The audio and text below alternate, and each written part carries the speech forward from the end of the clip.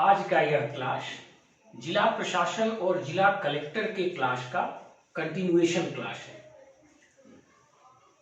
सबसे पहले क्लास में हम लोगों ने जिला प्रशासन और जिला कलेक्टर के बारे में इंट्रोडक्शन को समझा था। फिर दूसरे क्लास में हम लोगों ने देखा था कि जिला मतलब कलेक्टर को जिला कलेक्टर, डिस्ट्रिक्ट मजिस्ट्रेट और डिप्टी कमिश्नर ये तीन नामों से क्यों पुकारा जाता है। फिर अपने तीसरे क्लास में हम लोगों ने देखा था कि कलेक्टर का जिला कलेक्टर के रूप में क्या क्या कार्य और शक्तियां हैं। फिर चौथे क्लास में हम लोगों ने देखा था कलेक्टर का डीएम अर्थात डिस्ट्रिक्ट मजिस्ट्रेट के रूप में क्या क्या कार्य और शक्तियां हैं। अब आज का यह क्लास जिला प्रशासन और जिला कलेक्टर के क्लास का ही 5वां कंटिन्यूएशन क्लास है। और आज के इस क्लास में हम लोग जिला कलेक्टर का विकास संबंधी क्या कार्य है और इसके अलावा और क्या क्या क्या अन्य कार्य और शक्तियां हैं इसको समझेंगे।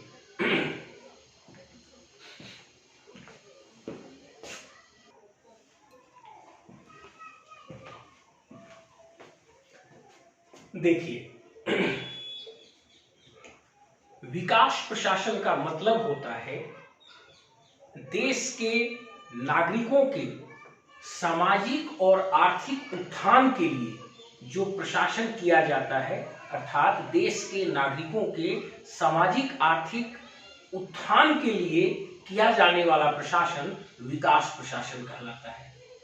और इस प्रशासन में कलेक्टर की जो भूमिका होती है, कलेक्टर को जो कार्य और शक्तियां प्रदान की गई हैं, वही जिला कलेक्टर का विकास प्रशासन में भूमिका कहलाएगा। आज हम लोग जिला कलेक्टर का विकास प्रशासन में क्या भूमिका है इसी का अध्ययन करेंगे। देखिए, स्वतंत्रता से पहले हम लोग ब्रिटिश रूल में थे और ब्रिटिश रूल एक रेगुलेटरी गवर्नमेंट थी। उन्हें हमारे देश के विकास से कोई लेना देना नहीं था। इसलिए स्वतंत्रता से पहले जिला कलेक्टर का विकास प्रशासन में कोई महत्वपूर्ण रोल नहीं था, क्योंकि उस समय विकास प्रशासन उस तरह से विकसित ही नहीं था हमारे देश में, या विकास प्रशासन हमारे प्रशासन का कोई मुख्य सेगमेंट के रूप में था ही नहीं। लेकिन जब देश स्वतंत्र हुआ तब सामाजिक आर्थिक उत्थान के लिए विकास प्रशासन पर अधिक से अधिक जोर दिया गया। और इसका सबसे प्रमुख उदाहरण है सोवियत रूस से जो प्लानिंग की प्रक्रिया अपनाई गई हमारे देश में। आपने सुना है पंचवर्षीय योजना, और पंचवर्षीय योजनाएं 1951-52 से ही हमारे देश में लागू की जाती रही हैं। तो जो पंचवर्षीय योजनाएं हैं वो विकास प्रशासन का मुख्य प्रारूप थी हमारे देश की, और आज भी मुख्य प्रारूप है। इसके अलावा भी विकास प्रशासन के अंतर्गत कई कार्य किए जाते हैं। देश के सामाजिक आर्थिक उत्थान के लिए कई कार्य किए जाते हैं, और इन सभी कार्यों का इंप्लीमेंटेशन जिला स्तर पर ही किया जाता है। तब स्वतंत्रता के बाद जब विकास प्रशासन हमारे देश के प्रशासन का एक प्रमुख सेगमेंट के रूप में उभरा, तब जिला कलेक्टर की प्रमुख भूमिका इस रूप में भी परिलक्षित हुई, या जिला कलेक्टर के ऊपर विकास प्रशासन की भी जिम्मेदारी अत्यधिक रूप में दी गई। अब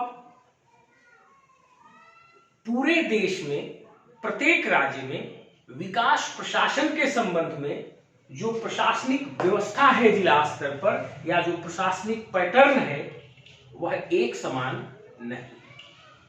आप देखिएगा पूरे देश के विभिन्न राज्यों में जब आप विकास प्रशासन का अध्ययन कीजिएगा तो आपको मुख्य रूप से 2 पैटर्न मिलेंगे और कुछ राज्यों में उन दोनों पैटर्न का मिश्रित एक तीसरा पैटर्न मिलेगा।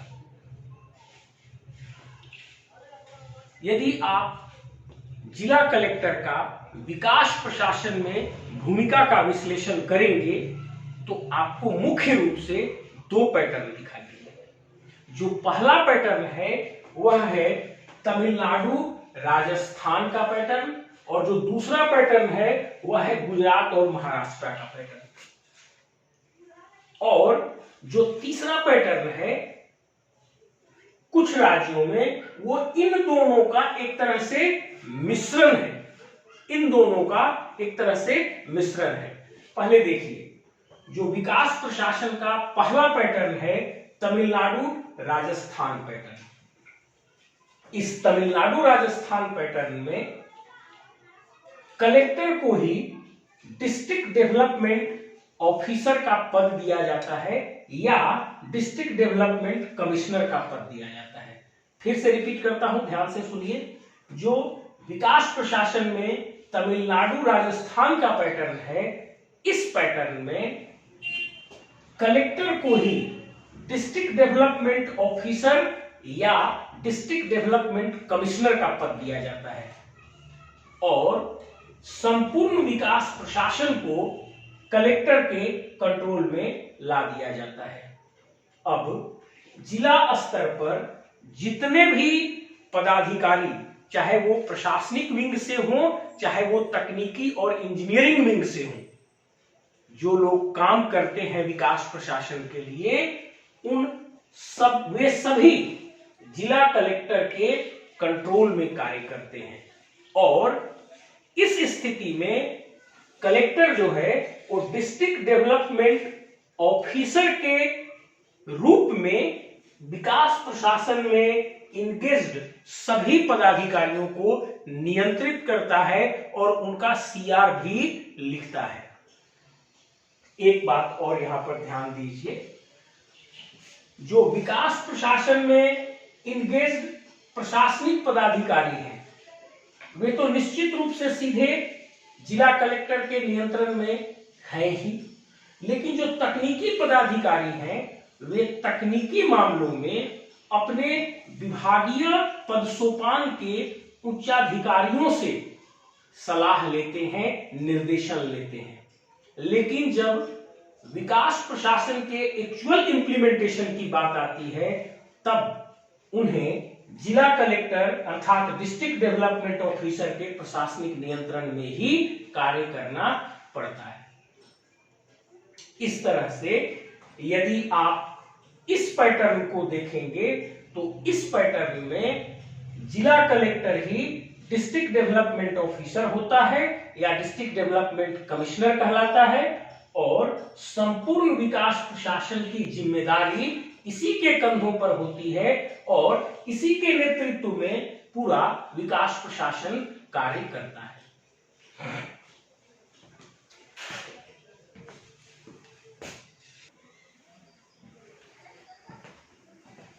देखिए, अब विकास प्रशासन के संबंध में जो हमारे देश में दूसरा पैटर्न है वो है गुजरात और महाराष्ट्र का पैटर्न। इस पैटर्न में जिला कलेक्टर को विकास प्रशासन में इन्वॉल्व नहीं रखा गया है, उसे केवल कलेक्टर और डीएम की शक्तियों तक सीमित रखा गया है और विकास प्रशासन के लिए एक नई व्यवस्था लागू की गई है।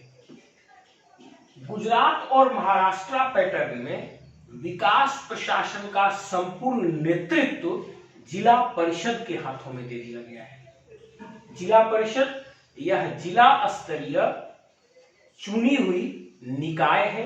आपने त्रिस्तरीय पंचायती राज व्यवस्था के बारे में सुना है, एक ग्राम पंचायत स्तर पर, दूसरा जनपद पंचायत या ब्लॉक पंचायत और तीसरा जिला पंचायत। तो जो जिला स्तर पर चुनी हुई निकाय है उसी को जिला परिषद कहा जाता है और गुजरात और महाराष्ट्र पैटर्न में विकास प्रशासन का संपूर्ण नेतृत्व जिला परिषद रूपी चुनी हुई निकाय को सौंप दिया गया है। इनके कंट्रोल में एक अलग से पदाधिकारी को नियुक्त किया जाता है, जिसको डिस्ट्रिक्ट डेवलपमेंट ऑफिसर या डिस्ट्रिक्ट डेवलपमेंट कमिश्नर के नाम से पुकारा जाता है। और ये पदाधिकारी भी आईएएस ऑफिसर अर्थात भारतीय प्रशासनिक सेवा के पदाधिकारी होते हैं। अब इनको district development officer, district development commissioner या जिला परिषद का मुख्य कार्यकारी पदाधिकारी भी कहकर बुलाया जाता है। ध्यान से सुनिए, गुजरात और महाराष्ट्र पैटर्न में विकास प्रशासन का संपूर्ण नेतृत्व जिला परिषद रूपी चुनी हुई निकाय अर्थात जिला स्तरीय पंचायत को सौंप दिया जाता है। जिला स्तरीय चुनी हुई निकाय, जिसको जिला परिषद कहा जाता है, उसे सौंप दिया जाता है। और इस कार्य के लिए एक अलग से ऑफिसर की नियुक्ति की जाती है, जिसे डिस्ट्रिक्ट डेवलपमेंट ऑफिसर या डिस्ट्रिक्ट डेवलपमेंट कमिश्नर कहा जाता है। यह पदाधिकारी भी भारतीय प्रशासनिक सेवा के ही पदाधिकारी होते हैं। इनको डिस्ट्रिक्ट डेवलपमेंट ऑफिसर और डिस्ट्रिक्ट डेवलपमेंट कमिश्नर के अलावा जिला परिषद का मुख्य कार्यकारी पदाधिकारी भी कहा जाता है। चीफ एग्जीक्यूटिव ऑफिसर ऑफ जिला परिषद भी कहा जाता है। और विकास प्रशासन के सारे कार्यों को लागू कराने के लिए यह पदाधिकारी जिम्मेदार हो जाता है और ये जिला परिषद के द्वारा बनाई गई योजनाओं और उनके नेतृत्व में विकास प्रशासन को संचालित करवाता है। यह पदाधिकारी, जिसे हमने district development officer, district development commissioner या चीफ एग्जीक्यूटिव ऑफिसर ऑफ जिला परिषद कहा, इन्हीं के कंट्रोल में जिला का संपूर्ण विकास प्रशासन रखा जाता है और इन्हीं के कंट्रोल और नियंत्रण में पूरा विकास प्रशासन काम करता है। जैसे पहले पैटर्न में जिला कलेक्टर इस भूमिका में थे, लेकिन यहाँ एक अलग से पदाधिकारी हैं और वे इस भूमिका में हैं और इनके नेतृत्व में सभी विकास संबंधी योजनाओं का एग्जीक्यूशन किया जाता है और ये पूरे विकास प्रशासन को नियंत्रित करते हैं।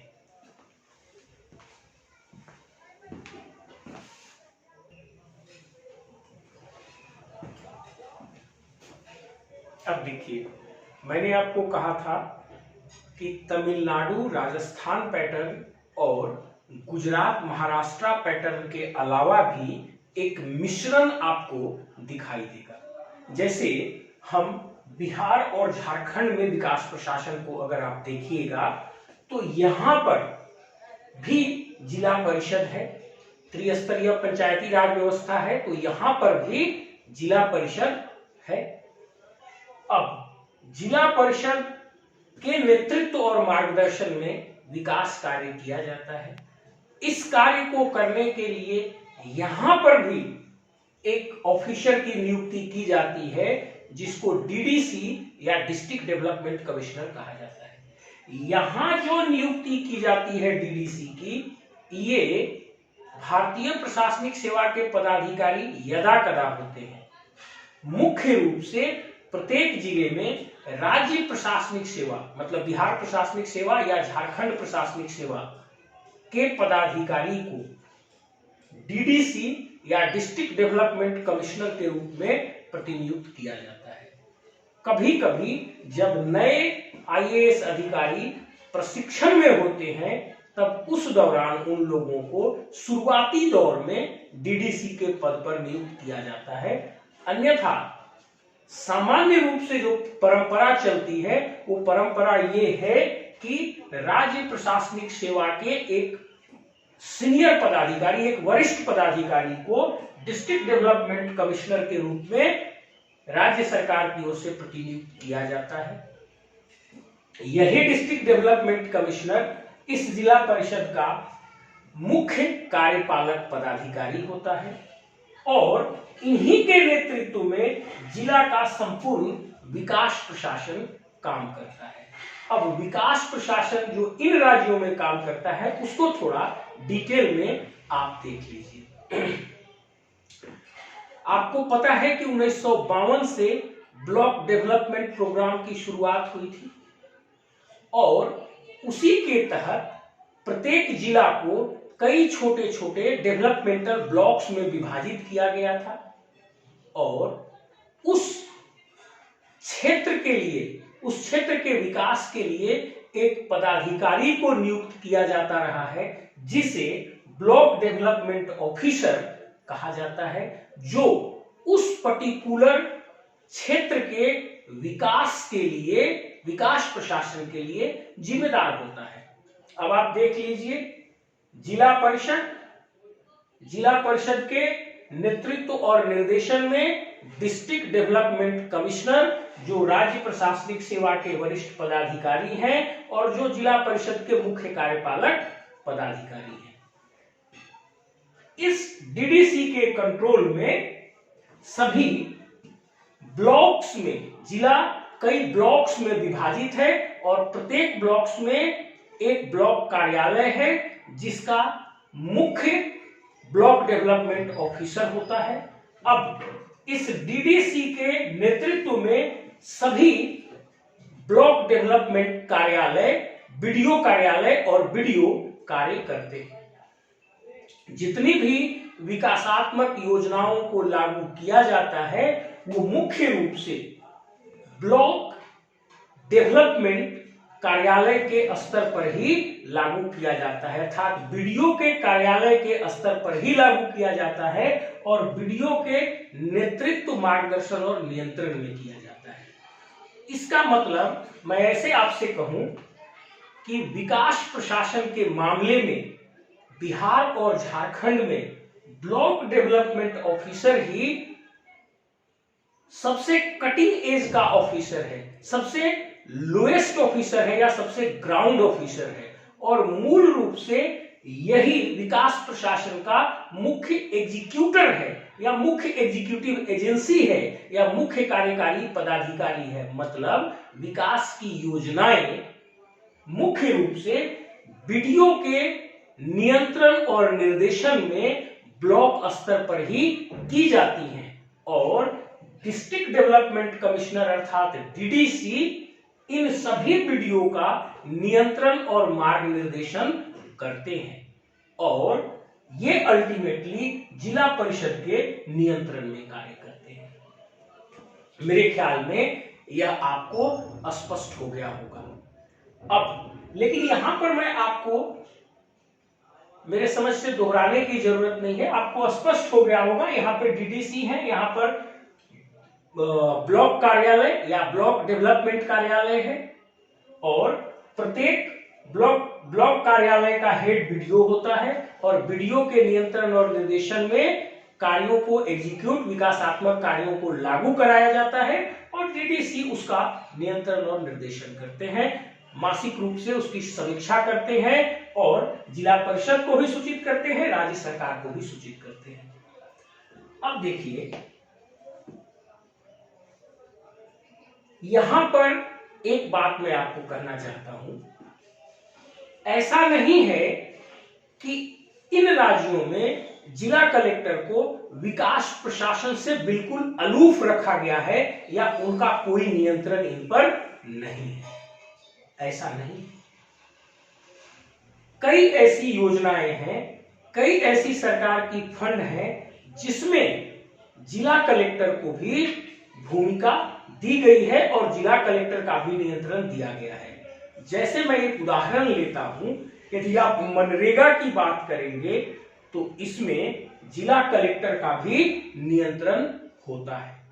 मतलब मेरा कहने का ये है, मैंने आपको कहा ही था कि जो दो पैटर्न है, तमिलनाडु राजस्थान पैटर्न और गुजरात महाराष्ट्र पैटर्न, इन दोनों का अपभ्रंश मिश्रण आपको दिखाई देगा। पहले पैटर्न में कलेक्टर ही डिस्ट्रिक्ट डेवलपमेंट कमिश्नर थे और दूसरे पैटर्न में जिला परिषद के नेतृत्व में अलग से डिस्ट्रिक्ट डेवलपमेंट कमिश्नर की नियुक्ति की गई थी और दूसरे पैटर्न में कलेक्टर को विकास संबंधी कार्यों से दूर रखा गया था। लेकिन यहां जो बिहार झारखंड का पैटर्न है, ये दोनों का मिश्रण है। विकास प्रशासन के लिए सबसे ऊपर जिला परिषद, जिला स्तरीय चुनी हुई पंचायत होगी। आपने सुना ही है त्रिस्तरीय पंचायत के बारे में, और जिला स्तरीय जो चुनी हुई पंचायत है उसी को जिला परिषद कहते हैं। तो जिला स्तर पर विकास प्रशासन के लिए नेतृत्व और नियंत्रणकर्ता जिला परिषद होगी।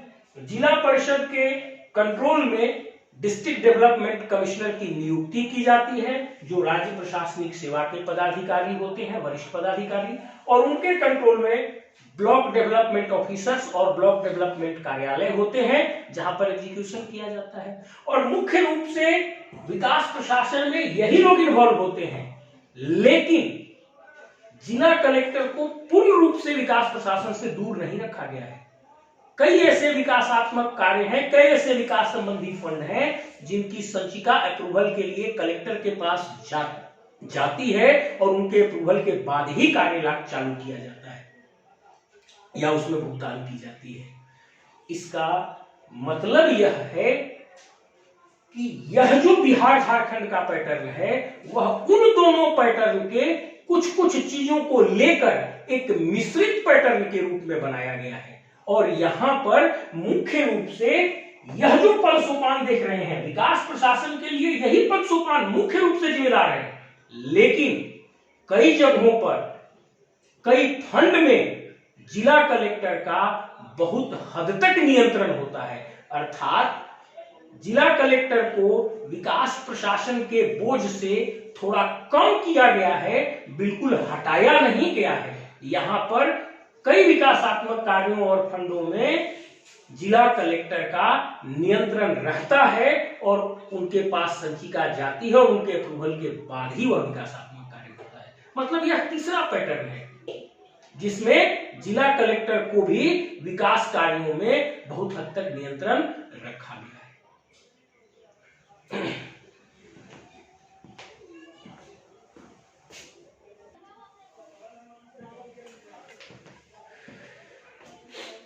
अब देखिए 1980 तक आते आते जो रूरल डेवलपमेंट वर्क थे उसके लिए एक और एजेंसी को स्थापित करने की बात सोची गई और वर्ष 1980 में सोसाइटी रजिस्ट्रेशन एक्ट के तहत प्रत्येक जिला में डिस्ट्रिक्ट रूरल डेवलपमेंट एजेंसी स्थापित की गई। ध्यान से समझिएगा, वर्ष 1980 आते तक रूरल डेवलपमेंट के लिए एक स्पेसिफिक जिला स्तरीय एजेंसी को नियुक्त करने की बात सोची गई और सोसाइटी रजिस्ट्रेशन एक्ट के तहत वर्ष 1980 ईस्वी में देश के प्रत्येक जिला में डिस्ट्रिक्ट रूरल डेवलपमेंट एजेंसी अर्थात डीआरडीए स्थापित की गई। इस डीआरडीए का मुख्य कार्य ट्राइसेम, ड्वाक्रा, IRDP, drought prone area programme, ये सब जो रूरल डेवलपमेंट के प्रोग्राम्स थे, इन प्रोग्राम्स को लागू करना था। फिर से सुन लीजिए, ट्राइसेम, ड्वाक्रा, IRDP, drought prone area programme, ये सारे जो रूरल डेवलपमेंट के प्रोग्राम चलाए गए थे, इन सभी प्रोग्राम्स का नियंत्रण और निर्देशन करना था। और शुरू में जब डीआरडीए स्थापित किया गया था वर्ष 1980 में, उस समय इस डीआरडीए के चेयरमैन जिला कलेक्टर हुआ करते थे और इस डीआरडीए में जिला स्तरीय जितने भी विकास प्रशासन में सम्मिलित पदाधिकारी थे वे सदस्य हुआ करते थे। फिर से इस बात को सुनिए, जब वर्ष 1980 में देश के प्रत्येक जिला में डीआरडीए अर्थात डिस्ट्रिक्ट रूरल डेवलपमेंट एजेंसी स्थापित की गई, तब उस समय इसके चेयरमैन जिला कलेक्टर हुआ करते थे और इसके सदस्य जिला स्तरीय विकास प्रशासन में इन्वॉल्व जितने भी पदाधिकारी थे वे इसके सदस्य थे। बाद में मतलब वहां भी जिला कलेक्टर का इस रूप में डीआरडीए के चेयरमैन के रूप में भी विकास प्रशासन में भूमिका थी। डीआरडीए के चेयरमैन के रूप में जिला कलेक्टर की विकास प्रशासन में एक महत्वपूर्ण भूमिका थी। बाद में जब से त्रिस्तरीय पंचायती राज लागू हुआ, तब अभी की जो स्थिति है वो जिला परिषद के जो चेयरमैन होते हैं, जिला परिषद के चेयरमैन को ही डीआरडीए का चेयरमैन बना दिया गया है और उन्हीं के नेतृत्व में ये डीआरडीए कार्य करता है। मतलब जब शुरू में वर्ष 1980 में डीआरडीए स्थापित किया गया था, तब इसके चेयरमैन जिला कलेक्टर हुआ करते थे। बाद में जब से पंचायती राज लागू हुआ, तब पंचायती राज लागू होने के बाद त्रिस्तरीय पंचायत स्थापित हुई और जो जिला स्तरीय पंचायत, जिसे जिला परिषद कहा जाता है, उस जिला परिषद के चेयरमैन को ही डीआरडीए का चेयरमैन बना दिया गया। तो वर्तमान में यहां भी कलेक्टर को इस रोल से हटा लिया गया और जिला परिषद के चेयरमैन को डीआरडीए का चेयरमैन बना दिया गया। लेकिन यहां एक बात आपको समझना होगा, इस परिस्थिति में भी जो कार्यकारी शक्तियां और वित्तीय शक्तियां हैं, वह अभी भी या तो जिला परिषद के मुख्य कार्यपालक पदाधिकारी अर्थात डीडीसी के पास होती हैं और कुछ कार्यों में वह वित्तीय और कार्यकारी शक्तियां कलेक्टर के पास होती हैं। मतलब मेरा कहने का यह है कि भले ही अभी जिला परिषद के चेयरमैन को डीआरडीए का चेयरमैन बना दिया गया है, लेकिन अभी भी वित्तीय और कार्यकारी शक्तियां या तो डीडीसी में या तो डिस्ट्रिक्ट कलेक्टर में ही निहित हैं। अब मेरे ख्याल में विकास प्रशासन से संबंधित बहुत सारी बातों को हम लोगों ने डिस्कस कर लिया है, लेकिन एक बात मैं आपको यहां पर बताना चाहता हूं। ये तो एक परंपरागत तरीके से जो पुस्तकों में हमारे नोट्स में जो चीजें हैं, हम उसके आधार पर आपको बता रहे हैं। जब भी आप परीक्षा देने लगे, जब भी आपका मुख्य परीक्षा हो, उस समय जो भी नए परिवर्तन होते हैं इस विकास प्रशासन में, उन बातों को आपको शामिल करना होगा, तभी आपको अच्छे अंक मिलेंगे। साथ ही अब इस विकास प्रशासन में जब पब्लिक प्राइवेट पार्टनरशिप की स्थिति आ गई, तो न केवल सरकार की एजेंसियां ही विकासात्मक कार्यों में लगी हुई हैं, बल्कि ग्रामीण और रूरल स्तर पर जिला ब्लॉक और ग्रामीण स्तर पर भी प्राइवेट पार्टनर्स डेवलपमेंट में आ गए हैं, डेवलपमेंट के कार्य में आ गए हैं और कई सारे एनजीओज एंड सिविल सोसाइटीज ग्रामीण स्तर पर विकास के कार्यों में लगे हुए हैं। जैसे आप झारखंड में देखिएगा तो जेएसएलपीएस, यह भी एक तरह से ग्रामीण क्षेत्रों में विकास के कार्यों में जिला प्रशासन के साथ कार्य करता है, जबकि वह एक एनजीओ या सिविल सोसाइटी है। तो जब आप विकास प्रशासन को लिखेंगे आंसर अपना यूपीएससी या पीएससी में, तब आपको वहां पर आपके राज्य में जो भी ऐसी एनजीओज और एजेंसीज ग्रामीण स्तर पर विकासात्मक कार्यों में संलग्न हो, उनकी भी आपको चर्चा करना पड़ेगा कि जिला प्रशासन के साथ साथ ये प्राइवेट एंटिटीज या ये एनजीओ या ये सिविल सोसाइटी भी विकास के इन कार्यों में सन्निहित है। और जब आप इसको लिखेंगे तभी आपको संपूर्णता में उत्तर मिलेगा, मार्क्स मिलेंगे, क्योंकि प्रशासन का जो अद्यतन रूप है, जो अद्यतन स्थिति है, वो आपको आंसर में प्रस्तुत करना पड़ेगा। जैसे मैं यहां पे एक बिंदु ऐड करके आपको बता देता हूं, जैसे झारखंड में यदि हम लिखते हैं तो हम जेएसएलपीएस के बारे में चर्चा करेंगे कि जेएसएलपीएस कैसे ब्लॉक स्तर पर और ग्रामीण स्तर पर जिला प्रशासन के साथ मिलकर कार्य करता है, जो कि एक एनजीओ है। लेकिन यहां भी किसी न किसी रूप में उस एनजीओ या सिविल सोसाइटी पर जिला कलेक्टर का कुछ न कुछ नियंत्रण होता है, वह बिल्कुल निरंकुश नहीं है। मेरा कहने का मतलब यह है कि आज भी जब हम प्राइवेटाइजेशन और बाजारीकरण के निजीकरण और बाजारीकरण के दौर में चल रहे हैं, या जब प्रशासन का निजीकरण और बाजारीकरण हो रहा है, तब भी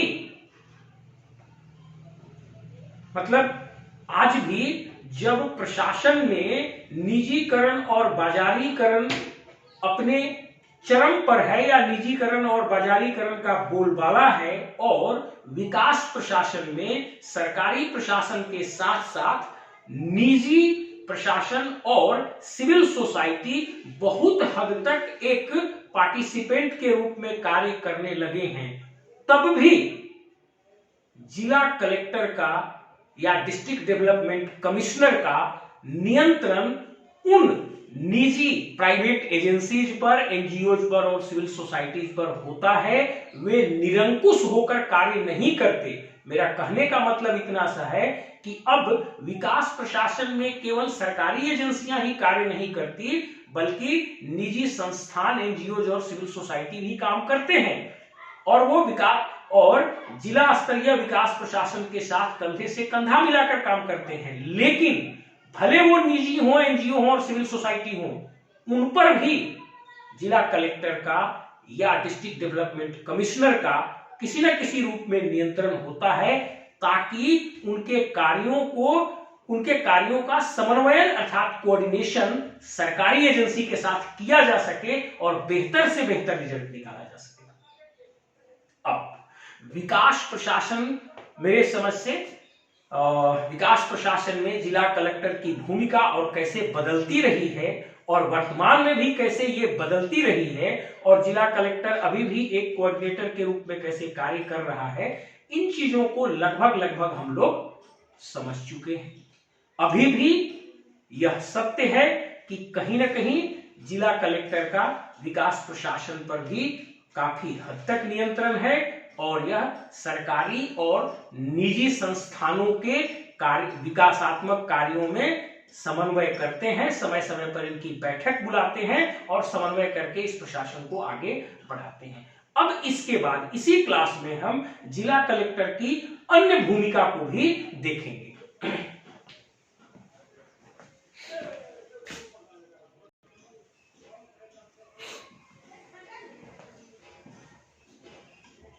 अब देखिए, जिला कलेक्टर के रूप में, डिस्ट्रिक्ट मजिस्ट्रेट के रूप में और विकास संबंधी कार्यों को देखने के बाद जिला कलेक्टर के कुछ और अन्य प्रमुख कार्य हैं, और उस कार्य के लिए उस कानून में उनको अलग से जो नाम दिया गया है, इन बातों की भी हम चर्चा आज के इसी क्लास में करेंगे। देखिए, हम लोग पढ़ ही चुके हैं कि रेवेन्यू और सिविल एडमिनिस्ट्रेशन के कानून में कलेक्टर को डिस्ट्रिक्ट कलेक्टर कहा गया है, क्रिमिनल कानून में कलेक्टर को डिस्ट्रिक्ट मजिस्ट्रेट कहा गया है, और आदिवासी मूलवासी से संबंधित कानून में उनको डिप्टी कमिश्नर कहा गया है, और विकास संबंधी कार्यों के लिए उनको डीडीओ या डीडीसी मतलब डिस्ट्रिक्ट डेवलपमेंट ऑफिसर या डिस्ट्रिक्ट डेवलपमेंट कमिश्नर कहा गया है। तो इन चार नामों से, कलेक्टर के इन चार नामों से हम परिचित हो चुके हैं, और इन चार कार्यों से भी परिचित हो चुके हैं। पहला डिस्ट्रिक्ट कलेक्टर, दूसरा डिस्ट्रिक्ट मजिस्ट्रेट, तीसरा डिप्टी कमिश्नर, चौथा डिस्ट्रिक्ट डेवलपमेंट ऑफिसर या डिस्ट्रिक्ट डेवलपमेंट कमिश्नर।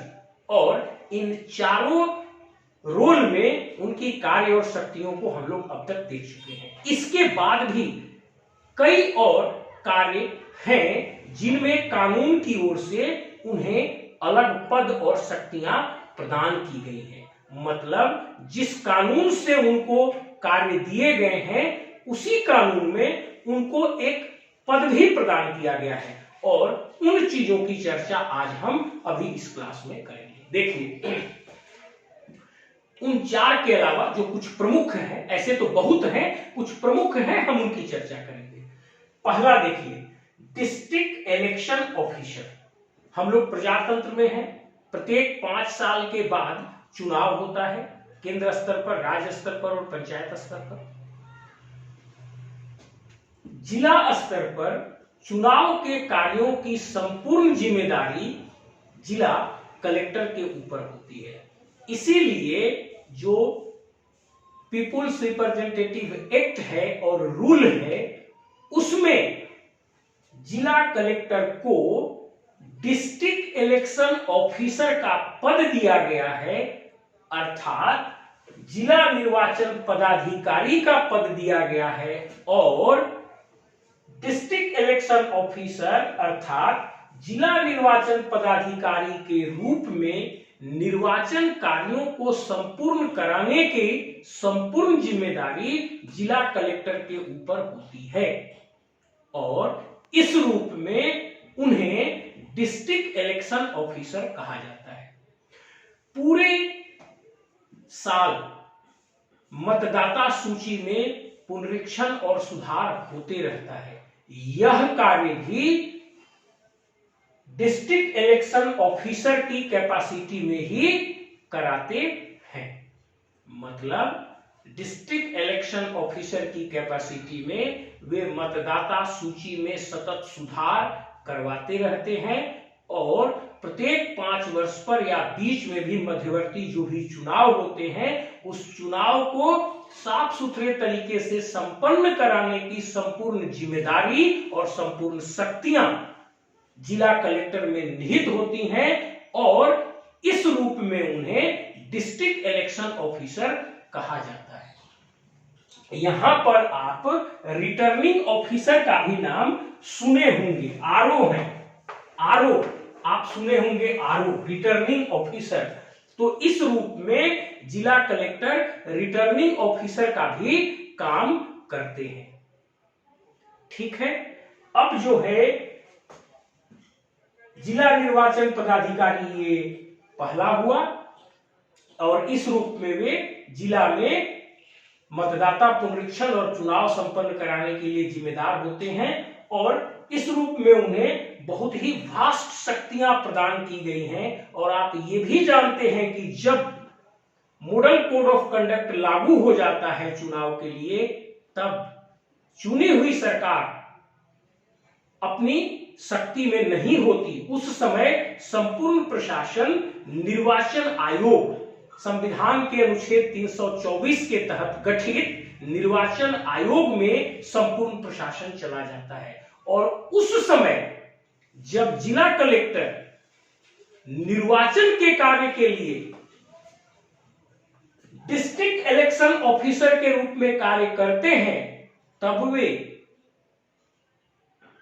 भारत के निर्वाचन आयोग के सीधे नियंत्रण में कार्य करते हैं। उस समय वे किसी राज्य या केंद्र सरकार के नियंत्रण में नहीं होते हैं। मतलब अर्थात ये एक ऐसा पद है जिला निर्वाचन पदाधिकारी का पद, जिस समय वे सीधे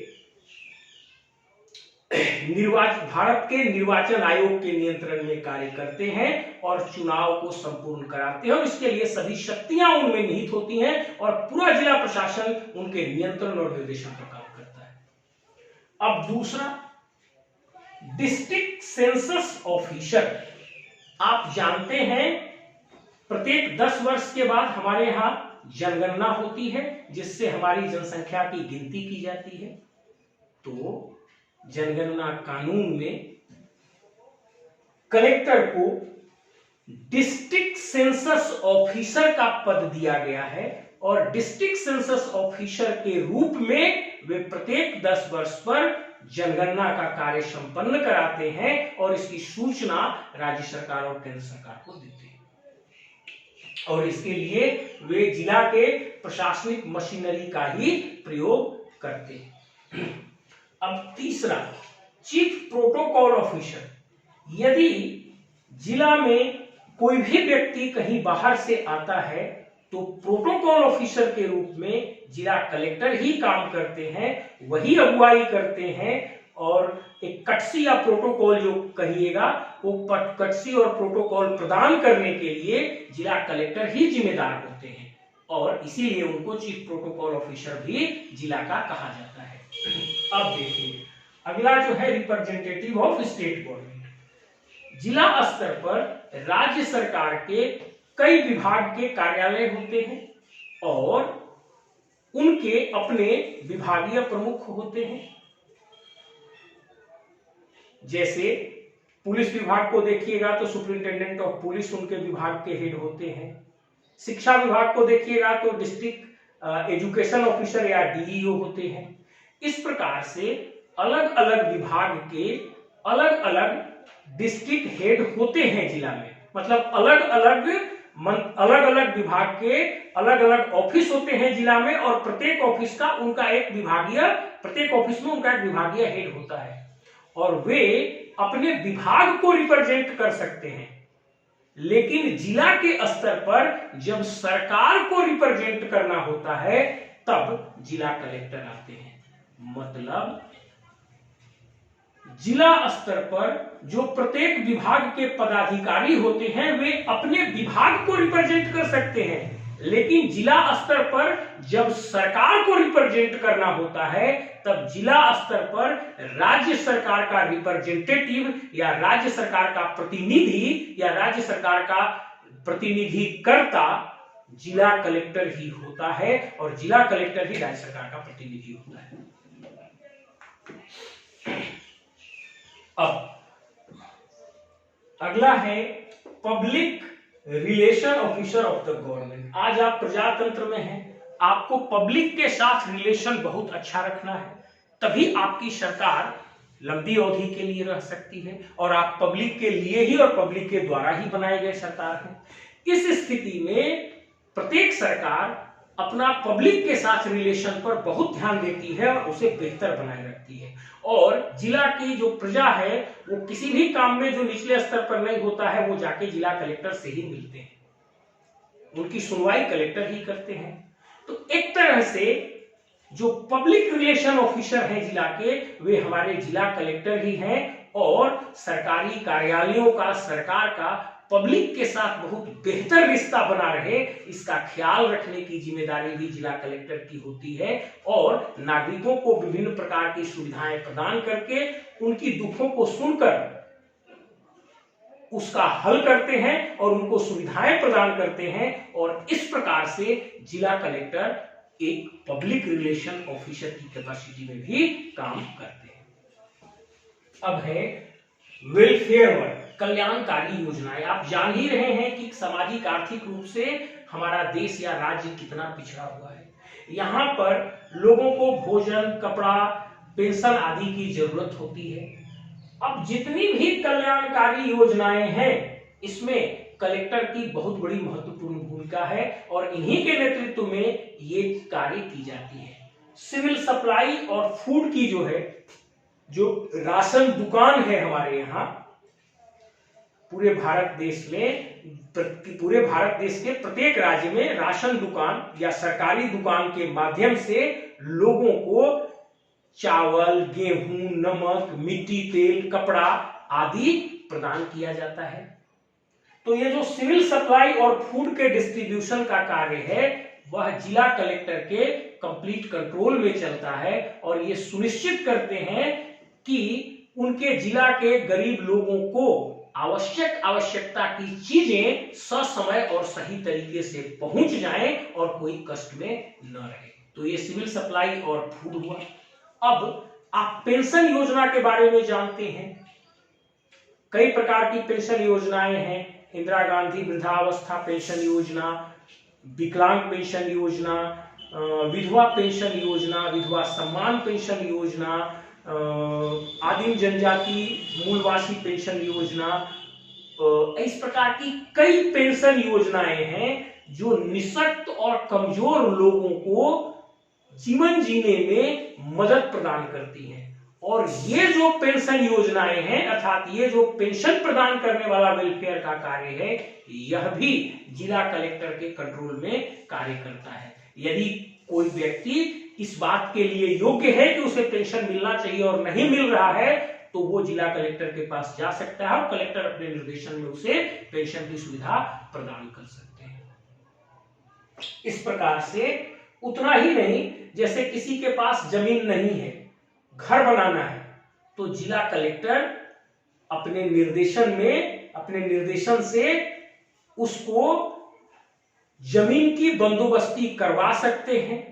उसके पास घर नहीं है तो विभिन्न प्रकार की गृह निर्माण योजना के तहत उन्हें घर दे सकते हैं, जैसे अभी प्रधानमंत्री गृह निर्माण योजना है, बाबा साहब अंबेडकर गृह निर्माण योजना है, इन और कई प्रकार की योजनाएं हैं गृह निर्माण की। इन योजनाओं के माध्यम से वो उन्हें घर दिलवा सकते हैं। मतलब जिला कलेक्टर एक योग्य व्यक्ति को बंदोबस्ती के माध्यम से सरकारी जमीन भी दिलवा सकते हैं और उन्हें घर भी बनवाने के लिए पैसा दिलवा सकते हैं। इस प्रकार से जो कल्याणकारी कार्य है, इसका कंप्लीट नियंत्रण और निर्देशन, इस पर पूर्ण नियंत्रण और निर्देशन जिला कलेक्टर का होता है। और यह एक बहुत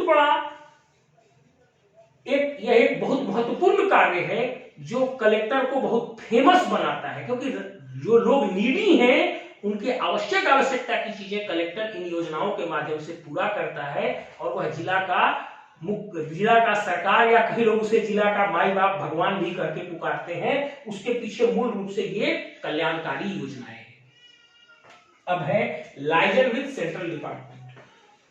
जिला स्तर पर केंद्र सरकार के कई कार्यालय होते हैं और उन कार्यालयों का राज्य प्रशासन के कार्यालय के साथ तालमेल करना आवश्यक होता है।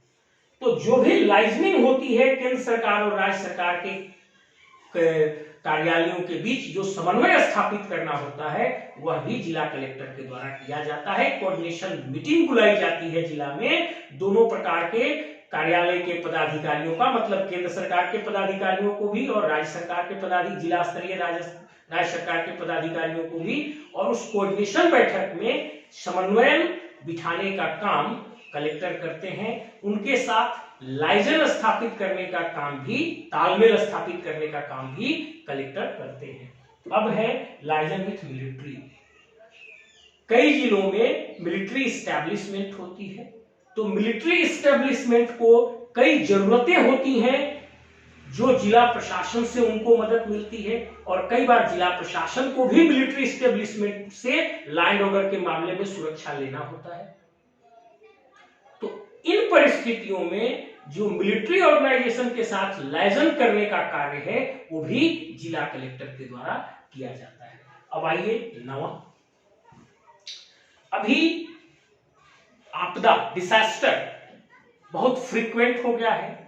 पर्यावरण में असंतुलन के कारण डिसास्टर काफी फ्रीक्वेंटली हो रहा है। और इस डिसास्टर मतलब जैसे बाढ़, अकाल, महामारी, इन चीजों को डिसास्टर कहा जाता है। इस डिसास्टर को नियंत्रित करने के लिए और इस समय लोगों को बचाने के लिए, जान माल की सुरक्षा के लिए वर्ष 2005 में डिसास्टर एक्ट पारित किया गया। भारत सरकार के द्वारा वर्ष 2005 में डिसास्टर एक्ट पारित किया गया और इस कानून का मुख्य उद्देश्य है कि आपदा के समय लोगों की धन संपत्ति और जान माल की सुरक्षा कैसे की जाए और नागरिकों को अधिक से अधिक राहत कैसे प्रदान किया जाए।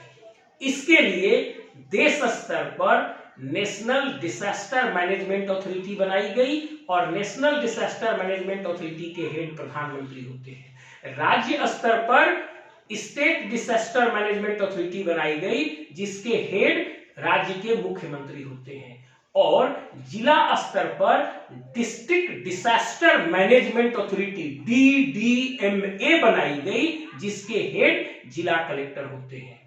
और जब डिजास्टर की स्थिति होती है, जैसे कोविड ही है, ये आपदा, ये भी एक डिजास्टर है, और इस समय जिला डिजास्टर मैनेजमेंट अथॉरिटी के जो हेड होते हैं वो कलेक्टर होते हैं, और जिला का संपूर्ण प्रशासन उस डिजास्टर मैनेजमेंट अथॉरिटी के हेड अर्थात कलेक्टर के नियंत्रण में काम करता है। और इस रूप में जिला कलेक्टर आपदा के समय लोगों को राहत प्रदान करते हैं, और यह भी कलेक्टर को बहुत ही महत्वपूर्ण और इंपोर्टेंट बना देता है। इस प्रकार से जिला कलेक्टर के बहुत सारे और कार्य हैं जिसको गिना नहीं जा सकता। मैंने आपको कहा ही था कि district is a territorial unit of administration and district collector is head of this territorial unit. District collector is head of the administration of this territorial unit.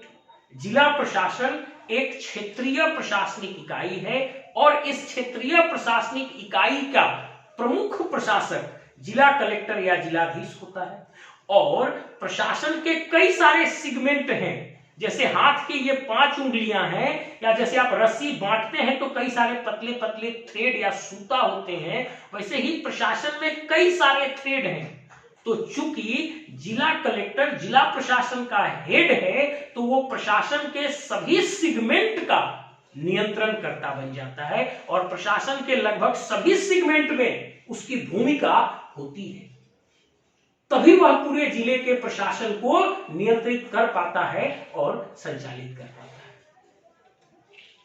लेकिन समय के साथ साथ जिला कलेक्टर के रोल परिवर्तित होते रहे हैं, और जब भी आप अपने आंसर को लिखेंगे तब आप कितना ढंग से इस परिवर्तन के प्रवाह को लिख पाइएगा, ये बहुत मायने रखेगा आपके उत्तर में। जैसे जब जिला कलेक्टर के पद का सृजन हुआ 1772 में, तब वह एक केवल रेवेन्यू ऑफिसर था। बाद में उसमें मजिस्ट्रेसी शामिल की गई, बाद में उसमें जुडिशियल और एग्जीक्यूटिव मजिस्ट्रेसी दोनों शामिल कर दी गई। उसके बाद जब भारत आजाद हुआ तब उसे विकासात्मक कार्यों से जोड़ दिया गया। उसके बाद उसको कई और कार्य अलग अलग कानून से दिए गए।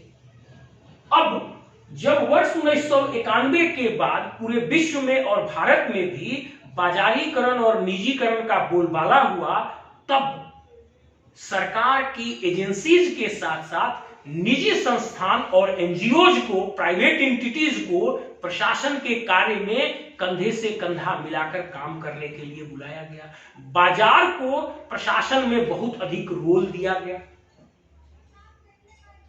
उस परिस्थिति में जिला कलेक्टर के शक्ति और कार्य में कई सारे परिवर्तन हुए। इन चीजों को भी जानना जरूरी है आपको। जैसे अब सबसे पहला जो प्रमुख परिवर्तन हुआ, वो परिवर्तन हुआ 1950 में। 1950 के बाद पहले आईसीएस ऑफिसर होते थे और अब आईएएस ऑफिसर होने लगे। तो आईसीएस ऑफिसर की जो शक्तियां और सेवा शर्तें थी, जो आईसीएस ऑफिसर, एक मिनट मैं इसको आपको एक्सप्लेन करता हूं।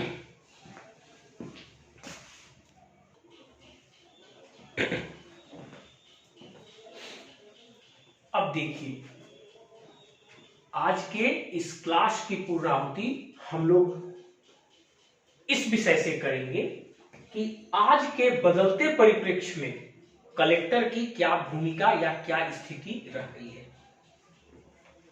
देखिए,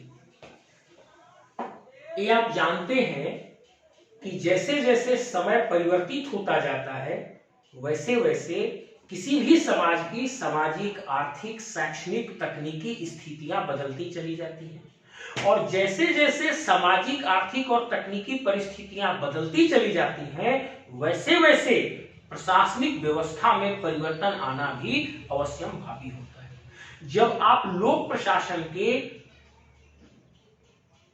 सिद्धांतों को पढ़ेंगे तो वहां लोक प्रशासन के सिद्धांत या उपागम में एक है पारिस्थितिक उपागम, और यह पारिस्थितिक उपागम यह कहता है कि प्रशासन हमेशा अपने बाह्य परिस्थितियों से घिरा रहता है, अर्थात प्रशासनिक व्यवस्था सामाजिक, राजनीतिक, आर्थिक, शैक्षणिक, तकनीकी, सांस्कृतिक और अन्य कई व्यवस्थाओं से घिरी हुई होती है।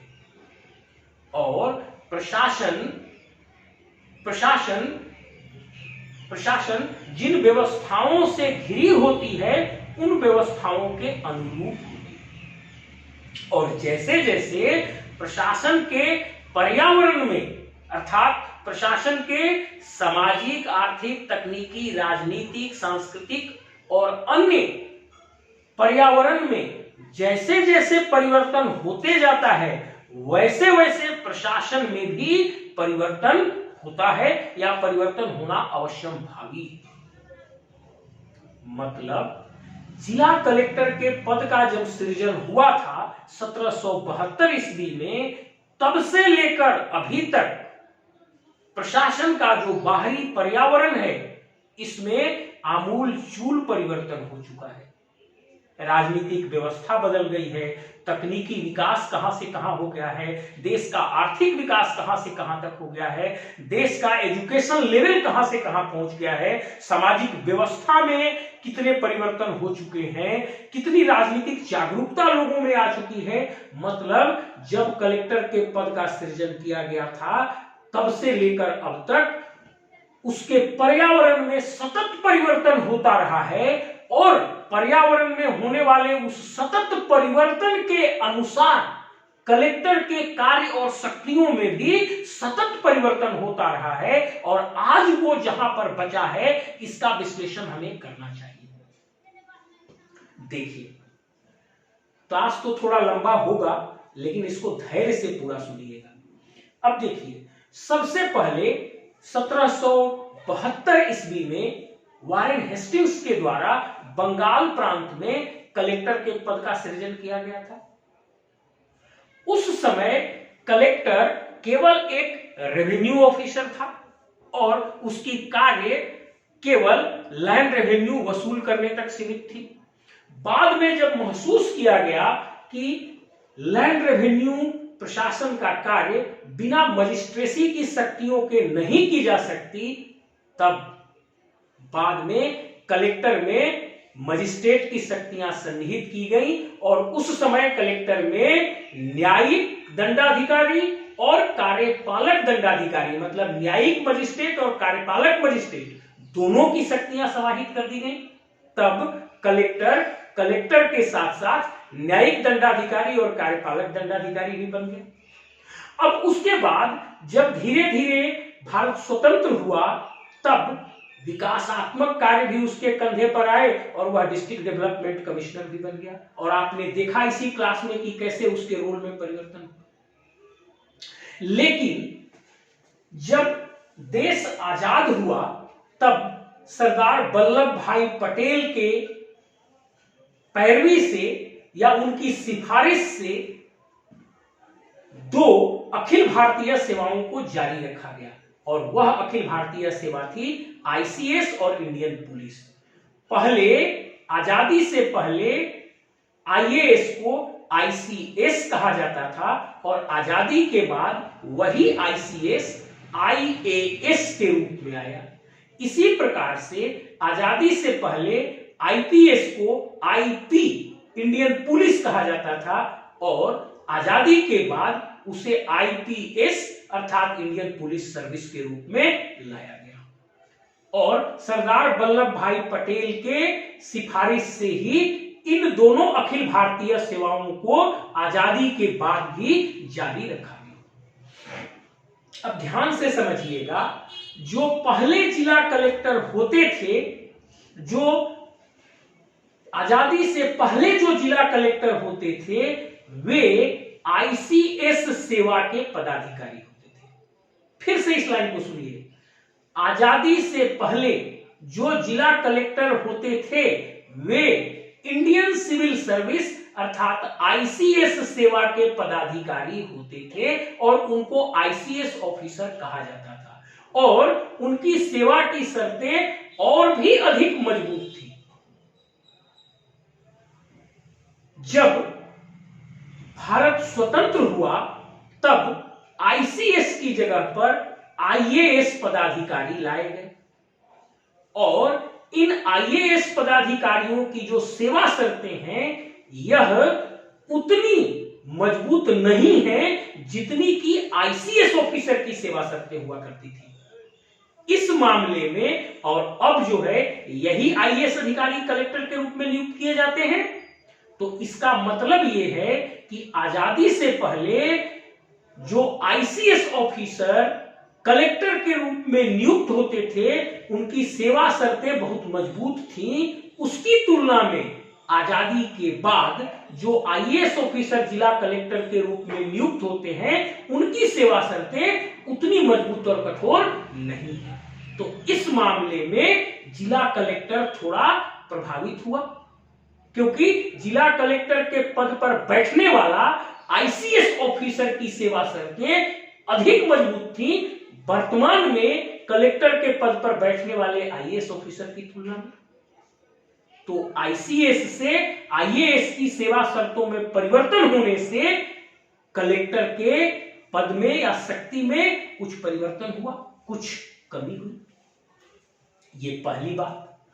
अब भारत के संविधान में अनुच्छेद 1950 में कहा गया था कि न्यायपालिका को कार्यपालिका से अलग किया जाए, मतलब न्यायिक दंडाधिकारी अलग होंगे और कार्यपालक दंडाधिकारी अलग होंगे। मतलब न्याय करने वाले और सजा सुनाने वाले मजिस्ट्रेट बिल्कुल अलग होंगे और काम को कराने वाले मजिस्ट्रेट बिल्कुल अलग होंगे। इसका मतलब यही है separation of judiciary from executive, मतलब न्यायपालिका का कार्यपालिका से पृथककरण का मुख्य और सहज भाषा में अर्थ यही है कि न्याय करने वाले और सजा सुनाने वाले मजिस्ट्रेट बिल्कुल अलग होंगे और काम कराने वाले मजिस्ट्रेट बिल्कुल अलग होंगे। और जब ऐसा अलग किया जाएगा तभी लोगों को स्वतंत्रता मिल पाएगी। इसी के अनुपालन में वर्ष 1973 में सीआरपीसी क्रिमिनल कानून, मतलब क्रिमिनल प्रोसीजर कोड, जिससे क्रिमिनल कानून चलता है, उस क्रिमिनल कानून सीआरपीसी में 1973 में एक सुधार किया गया और 1973 के अमेंडमेंट से जिला कलेक्टर में जो न्यायिक दंडाधिकारी की शक्तियां थी उस न्यायिक दंडाधिकारी की शक्तियों को बिल्कुल अलग कर दिया गया और वह शक्ति जिला सेशन जज को दे दी गई और अब डीएम केवल और केवल कार्यपालक दंडाधिकारी, मतलब काम कराने वाला मजिस्ट्रेट रह गया। न्याय देने वाला और सजा देने की शक्तियां डीएम में या कलेक्टर में नहीं बची। अब देखिए, यह निश्चित रूप से आवश्यक था कि इन दो दंडाधिकारी की शक्तियों को अलग अलग किया जाए, तभी स्वतंत्रता के असली मायने होंगे। लेकिन इसके प्रभाव कहां कहां और किन किन प्रशासन पर कैसे कैसे पड़ेंगे, इसका भी विश्लेषण जरूर किया जाना चाहिए। जब तक डीएम के पास न्यायिक दंडाधिकारी की शक्तियां थीं, तब तक डीएम का पुलिस विभाग पर बहुत अच्छा नियंत्रण हुआ करता था और तब कानून और व्यवस्था के संचालन में जिला कलेक्टर को बहुत अधिक दिक्कतें नहीं होती थीं, क्योंकि जिला पुलिस एक तरह से डीएम के या कलेक्टर के संपूर्ण नियंत्रण में काम करता था। लेकिन जैसे ही यह सुधार हुआ, उस सुधार के बाद न्यायिक दंडाधिकारी की शक्तियां जब जिला कलेक्टर से चली गई, तब कलेक्टर का जिला पुलिस पर से नियंत्रण काफी शिथिल और कमजोर हो गया। अब जैसा कि आप सीआरपीसी में जानते हैं कि कानून और व्यवस्था संचालित करने की जिम्मेदारी कलेक्टर और उनके मातहत दंडाधिकारियों की होती है। और आप देखे ही होंगे कि जब भी जुलूस प्रोसेशन या धार्मिक कोई भी कार्यक्रम होता है भीड़ भाड़ का, वहां पर कलेक्टर की ओर से एक मजिस्ट्रेट नियुक्त होकर जाता है और साथ में पुलिस बल दी जाती है, और वहां पर लॉ एंड ऑर्डर को संचालित करने और संभालने की जिम्मेदारी जिला कलेक्टर अर्थात डिस्ट्रिक्ट मजिस्ट्रेट और उनके मातहत मजिस्ट्रेट्स की होती है। लेकिन जिनके सहयोग से अर्थात जिस पुलिस बल के सहयोग से उनको कानून व्यवस्था पर नियंत्रण करना होता है, उस पुलिस व्यवस्था पर डीएम और इन मातहत मजिस्ट्रेट्स का नियंत्रण बहुत कम हो गया या शिथिल हो गया, जिसके चलते लॉ एंड ऑर्डर को व्यवस्थित रूप से संचालित करने में जिला कलेक्टर अर्थात डीएम को काफी परेशानी होती है। और इस लॉ एंड ऑर्डर के मामले में डीएम की शक्तियां काफी शिथिल हो गई। हालांकि कानून में अभी भी लॉ एंड ऑर्डर के लिए मुख्य रूप से जिम्मेदार पदाधिकारी जिला के कलेक्टर अर्थात डीएम ही हैं। अभी भी कानून के अनुसार जिला के लॉ एंड ऑर्डर के लिए मतलब कानून व्यवस्था के लिए मुख्य रूप से जिम्मेदार पदाधिकारी, अंतिम रूप से जिम्मेदार पदाधिकारी कलेक्टर अर्थात डीएम ही हैं। कानून के अनुसार वही स्थिति है। लेकिन चूंकि पुलिस तंत्र पर से नियंत्रण शिथिल हो गया है, इसलिए कानून व्यवस्था संचालित करने में काफी दिक्कतों का सामना होता है या कुछ समस्याएं होती हैं। इसे आप सिविल सेवा में कई बार आईएएस आईपीएस विवाद के रूप में भी पढ़ते हैं। तो जो आईएएस आईपीएस का विवाद आप देखते हैं, उसकी छाया यहां पर भी आपको इस लॉ एंड ऑर्डर एडमिनिस्ट्रेशन में दिखाई देती है, और यहां पर डीएम को काफी परजुएजिव कार्य करना पड़ता है। अब अगला आते हैं, यहां पर मैं एक बात और आपको समझाना चाहता हूं। जैसे मान लीजिए जो कानून की व्यवस्था है ना, वो कानून की व्यवस्था एक बिल्डिंग के दीवार की तरह होती है। ध्यान से सुनिएगा इस बात को। जो किसी भी देश के कानून की जो व्यवस्था होती है, वह किसी बिल्डिंग के दीवार की तरह होती है, और प्रत्येक दीवार बिल्डिंग के दूसरे दीवार और छत के साथ एक तारतम्यता और कोऑर्डिनेशन में चलता है। जब आप दीवार के किसी हिस्से में छेद कर देते हैं या दीवार के किसी हिस्से को तोड़ देते हैं, तब आप यह मत सोचिए कि केवल दीवार का वही हिस्सा टूटा। उसके टूटने से पूरे बिल्डिंग के अलग अलग हिस्सों पर उसका प्रभाव पड़ेगा। इसका मतलब मैं ये कहना चाहता हूं कि जैसे घर के बिल्डिंग की किसी दीवार को तोड़ते समय आपको यह बात सोचना चाहिए स्थानापन्न के रूप में कि इसके टूटने से क्या क्या असर दूसरे हिस्से में होगा, और उन सभी जगहों पर आपको एक व्यवस्था बनाना चाहिए, नहीं तो वो बिल्डिंग धराशायी हो जाएगी।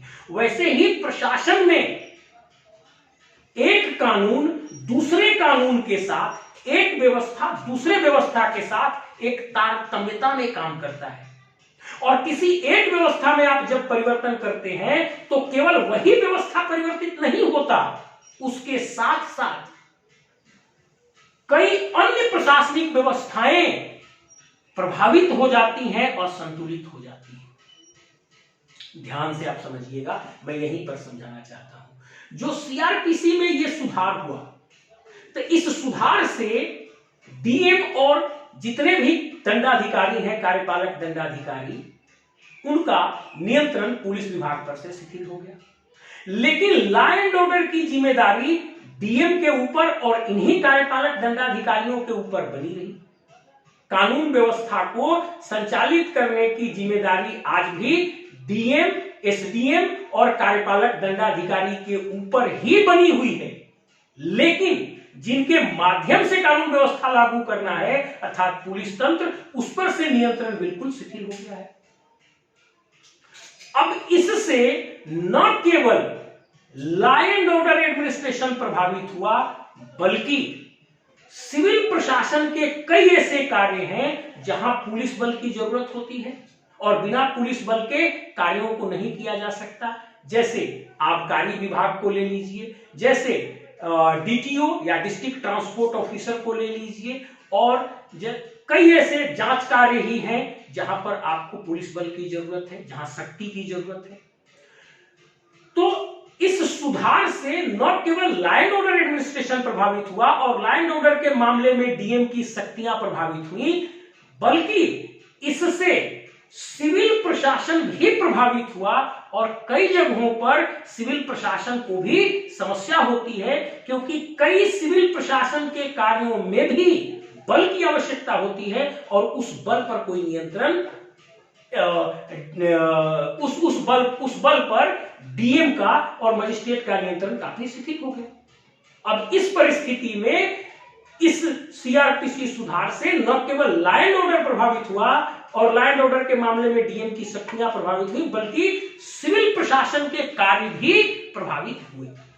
और इस मामले में कई सारे मॉडल सुझाए जाते हैं कि किस प्रकार से इसको व्यवस्थित किया जाए। यही कारण है कि पहले आईएएस और आईपीएस का जो बेसिक प्रशिक्षण होता था वो अलग अलग होता था। आईएएस का बेसिक प्रशिक्षण मसूरी में होता था, लाल बहादुर शास्त्री एकेडमी एलबीएस मसूरी में, और सरदार वल्लभ भाई पटेल एकेडमी हैदराबाद में आईपीएस का बेसिक ट्रेनिंग होता था।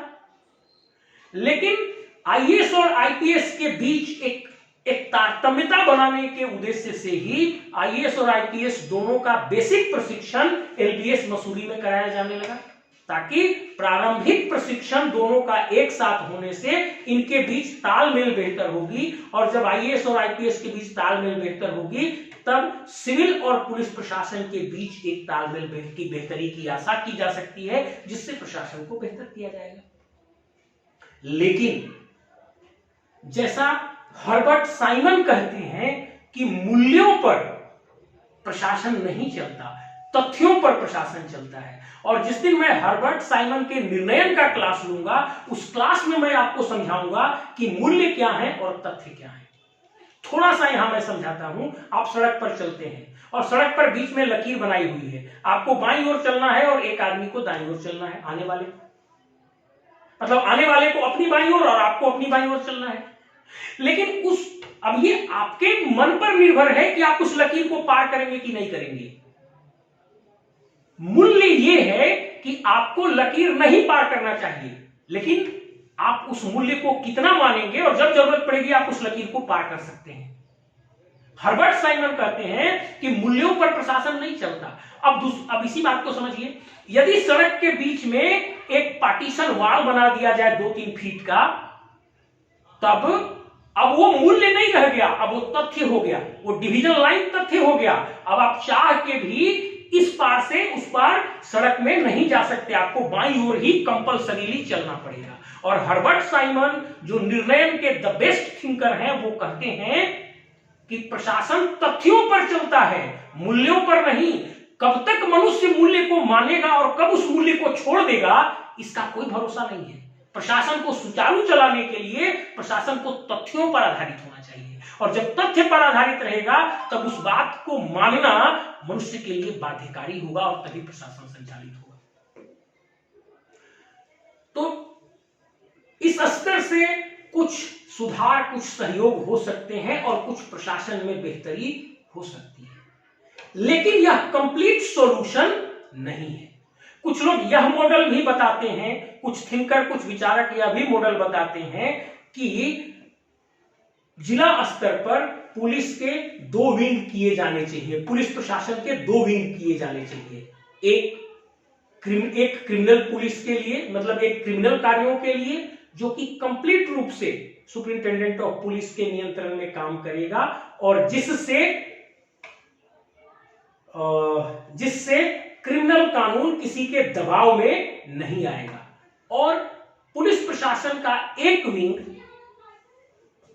सिविल पुलिस के रूप में सेपरेट किया जाए, जिसकी मदद से सिविल प्रशासन के कार्यों को चलाया जा सके। यह भी एक बेहतर सॉल्यूशन हो सकता है। इससे क्रिमिनल व्यवस्था भी प्रभावित नहीं होगी, पुलिस विभाग पर से कार्यों का बोझ कम होगा, वे स्पेशलाइज्ड रूप से क्रिमिनल प्रशासन में और बेहतर कर सकते हैं और क्राइम कंट्रोल को और बेहतर तरीके से कर सकते हैं।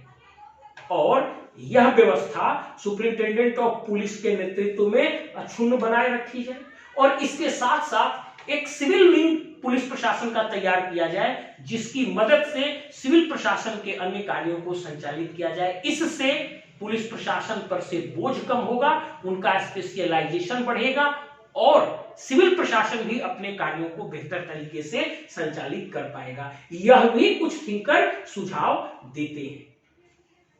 ये अब किस प्रकार से प्रशासन की दिशा होती है, ये भविष्य में देखने के लिए है। अब आइए आगे निजीकरण और बाजारीकरण से क्या प्रभाव पड़ा।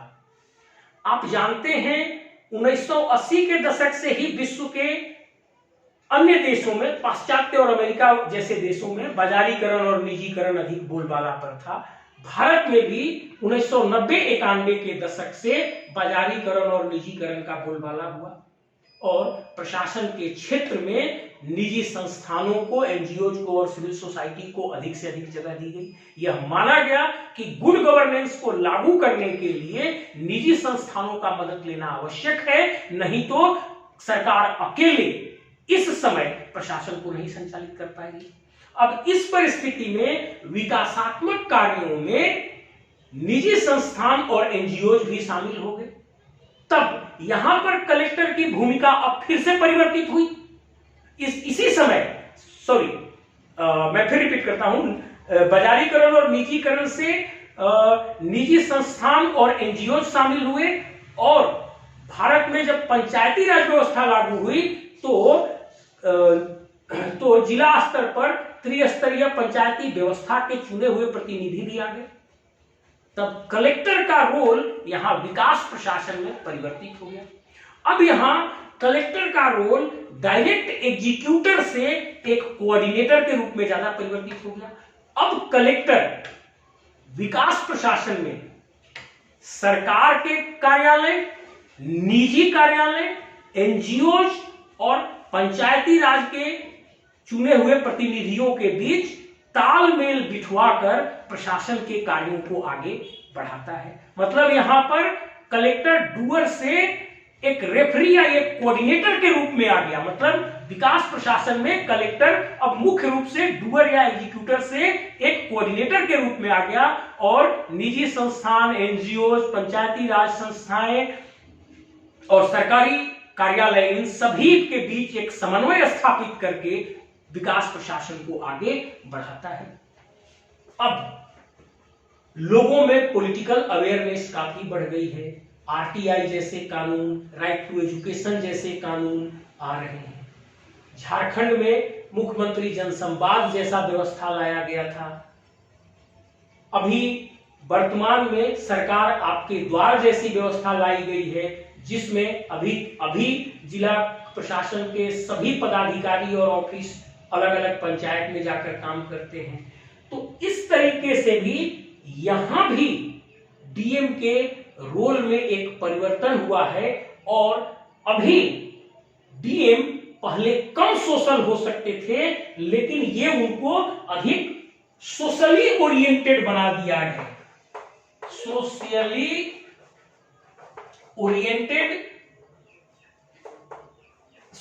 ओरिएंटेड अधिक बना दिया है। मतलब अभी जो पॉलिटिकल अवेयरनेस बढ़ी है और मुख्यमंत्री जनसंवाद लाया गया और अभी सरकार आपके द्वार का कार्यक्रम जो झारखंड में चलाया जा रहा है, इन सभी स्थितियों में फिर से मैं रिपीट करता हूं, सूचना का अधिकार, शिक्षा का अधिकार, मुख्यमंत्री जनसंवाद, सरकार आपके द्वार, ये सारे जो इस तरह की चीजें हैं, ये पॉलिटिकल अवेयरनेस का परिणाम है। लोगों में राजनीतिक जागरूकता बढ़ी है, जिसके चलते इस तरह से नागरिकों के अधिकार उन्मुखी कानून और कार्यक्रम अधिक लाए जा रहे हैं। और जब नागरिकों के अधिकार उन्मुखी कानून और कार्यक्रम अधिक से अधिक लाए जा रहे हैं, तब कलेक्टर को अधिक से अधिक सामाजिक अभिमुखीकरण की ओर जाना पड़ रहा है। मतलब पहले से अब कलेक्टर को अधिक से अधिक सामाजिक रूप से सामाजिक अभिमुखीकरण की ओर जाना है।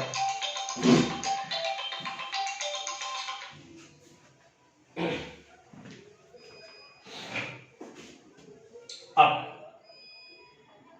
यहां तक क्लियर हो गया आपको कि कैसे यहां सेवा शर्त में परिवर्तन हुआ, कैसे यहां क्रिमिनल कानून में शक्तियां शिथिल हुई, कैसे यहां विकास प्रशासन में उसके कार्य के स्वरूप में परिवर्तन हुआ।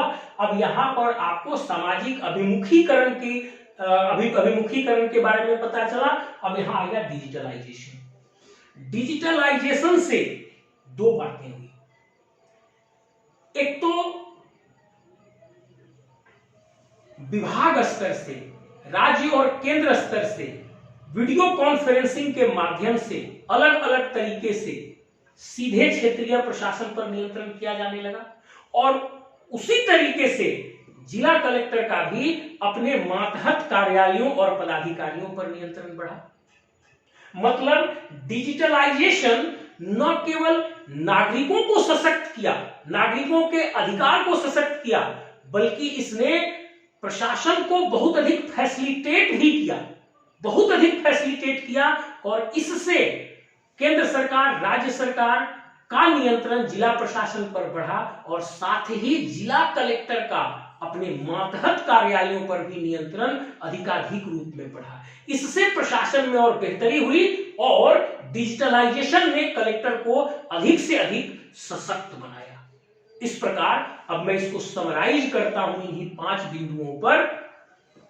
पहले आईसीएस कलेक्टर हुआ करते थे, अब आईएएस कलेक्टर हुए और इनकी सेवा शर्तों में अंतर आया और आईसीएस की सेवा शर्तें अधिक मजबूत और कठोर थीं कंपेयर्ड टू आईएएस के, जिससे इसमें थोड़ी कमी हुई। अब मतलब कलेक्टर की शक्ति और स्थिति में थोड़ी कमी हुई आईसीएस के समय की तुलना से। मतलब आईसीएस के समय जब आईसीएस पदाधिकारी कलेक्टर होते थे तो वो और अधिक मजबूत हुआ करते थे, उसकी तुलना में जब आईएएस पदाधिकारी कलेक्टर होने लगे तो थोड़े उनकी शक्ति में शिथिलीकरण हुआ सेवा शर्तों के कारण। अब 1973 में जो सीआरपीसी में अमेंडमेंट हुआ और क्रिमिनल कानून में अमेंडमेंट से जो कलेक्टर अर्थात डीएम की न्यायिक दंडाधिकारी की शक्ति हटा दी गई, इससे उनका पुलिस प्रशासन पर नियंत्रण में कमी हुआ या शिथिलीकरण हुआ, जिससे कानून व्यवस्था में कुछ समस्याएं उत्पन्न हुई। और इसके लिए देश के विद्वान और थिंकर अलग अलग मॉडल समझाने में लगे हुए हैं कि कैसे इसको बेहतर किया जाए, और जिसके बारे में मैंने आपसे चर्चा की। अब उसके बाद निजीकरण और जब बाजारीकरण हुआ तब विकास प्रशासन में कलेक्टर की भूमिका डूअर और एग्जीक्यूटर से एक कोऑर्डिनेटर, समन्वयकर्ता और रेफरी की होगी।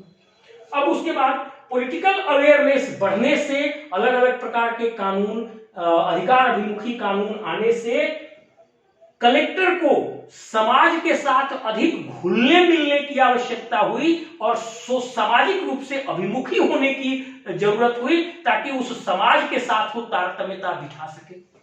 अब डिजिटलाइजेशन से कलेक्टर को प्रशासन में काफी आसानी हुई, नियंत्रण और निर्देशन में काफी आसानी हुई। ये सारे परिवर्तन कलेक्टर के वर्तमान पद में देखे जा सकते हैं। अब इसके साथ साथ मैं कुछ 2-3 पंक्ति ऐड करना चाहता हूं। मेरे समझ से कोई भी पद केवल पद नहीं होता, वह प्रतिष्ठा होता है। और भूतकाल में उस पद पर बैठने वाले लोग किस तरह से समाज में अपनी भूमिका निभाए हुए होते हैं, उन सबका एक एकत्रीकरण, मतलब किस प्रतिष्ठा से उसको निभाए हुए होते हैं, वह बहुत मायने रखता है। मतलब जिला कलेक्टर अपने आप में एक पद ही नहीं बल्कि प्रतिष्ठा का एक मानदंड भी है। तो जो लोग भी इस आईएएस के लिए सेवा में चयनित होते हैं और कलेक्टर के पद पर पदस्थापित होते हैं, उन्हें हिंदी में जिलाधीश मतलब जिला का प्रमुख कहा जाता है, जिला के सरकार है।